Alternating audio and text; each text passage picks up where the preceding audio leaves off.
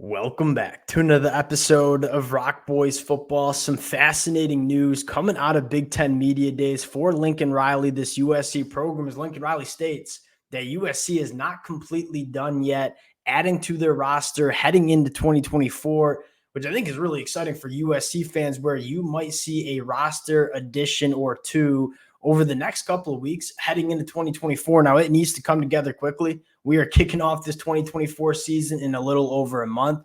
USC scheduled to start fall camp in less than 10 days. So something's going to happen rather quickly for USC. I want to do two different things. One, let's take a look at this USC depth chart and just talk about specific positions where we might see USC look to add a late roster addition. Then we got to get into the lab and take a look at some names that are still available heading into 2024 that are in the transfer portal. Fired up to get into it. Before we do, and as always, I would love to hear from you guys in the comment section. I know a lot of USC fans have a particular player in mind for USC to go after and get. Let it fly in the comment section. I'll give you some of my suggestions as well. And if y'all do enjoy the content, consider subscribing to the channel. To the USC fans, I can't thank you guys enough for all the support you guys have shown the boys, whether we're talking recruiting, whether we're previewing 2024. I love talking this program. Appreciate you guys rocking with it.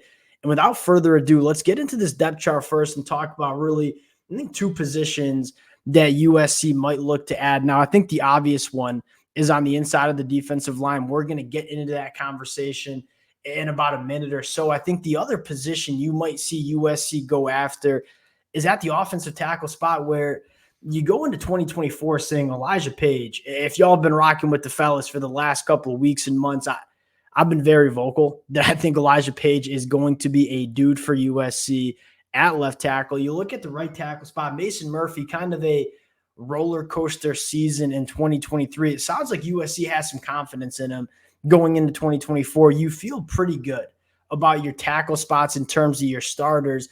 Why I think USC might target a tackle at some point over the next couple of weeks is you look at the depth and say, if one of these tackles goes down, it kind of gets a little hairy. Now, if Elijah Page or Mason Murphy go down, knock on wood, that doesn't happen.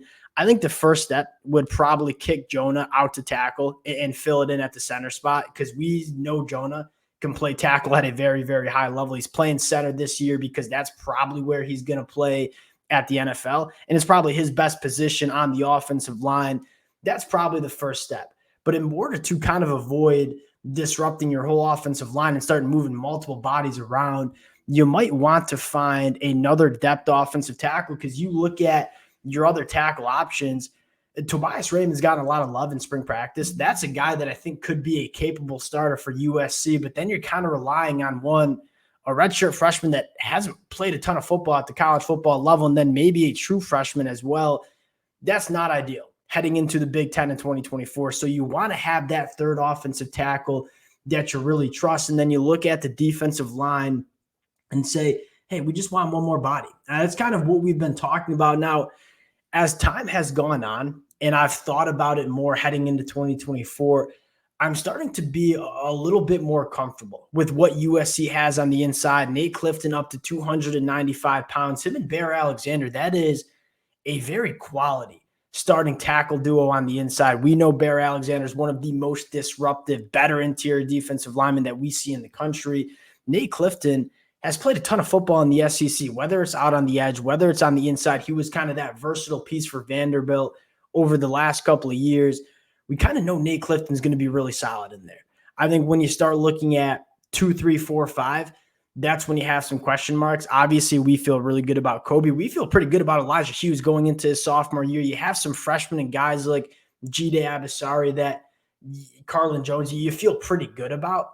But I think if you're USC heading into the Big Ten, do you want to have to rely on playing true freshmen on the inside of the defensive line? No, probably not. So you're maybe looking for one other body on the inside. Again, you grab Gavin Mayer from Wyoming, another quality depth piece, but I think USC is looking to add some depth on the defensive line. I want to start with the offensive tackle spot, because there is a really fascinating name in my mind that's still available, and I'm not really sure what's going on. Keontae Goodwin, former 5-star coming out in the 2022 class. He committed to Kentucky, played a little bit as a true freshman. He transfers to the Florida Gators. I'll let you guys see his national ranking coming out. I mean, 5-star prospect, was a very, very highly regarded transfer portal target 12 months ago. He goes to the Florida Gators last year. He ends up leaving the team before they even start because his mother was back home dealing with an illness. So he took a year off of college football in the 2023 season. He has yet to find a home in 2024. We have this conversation all the time. You talk about betting on traits.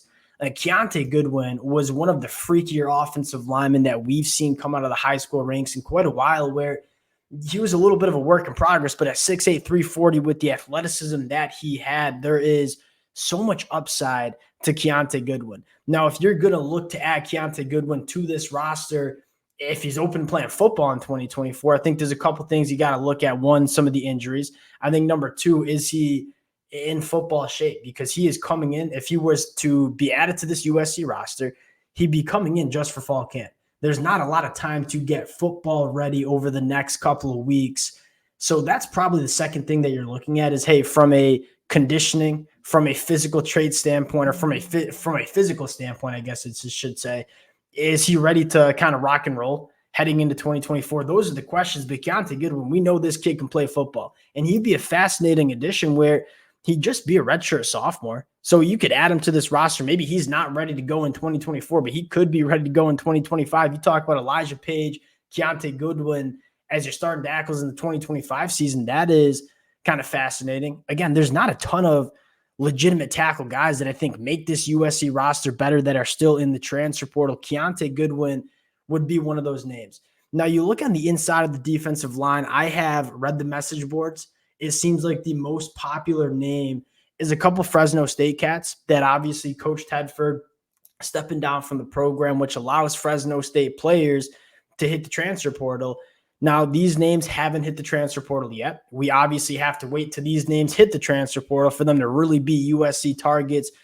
Gabriel Lightfoot, a guy that's just kind of a fire hydrant, right? He's 6'3", he's up to 300 pounds heading into 2024. He started every single game for Fresno State last year. This is a guy that, again, he's going to be kind of like that Isaiah Rakes kind of player where you're not going to rely on him to make a ton of plays, fill it up on the stat sheet in terms of tackles for loss and sacks. You go back to 2023 as a true sophomore, only 1.5 tackles for loss, 0 sacks.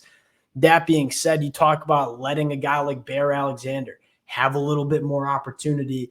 Gabriel Lightfoot could be one of those guys, and these type of players are really important. We talk about it all the time.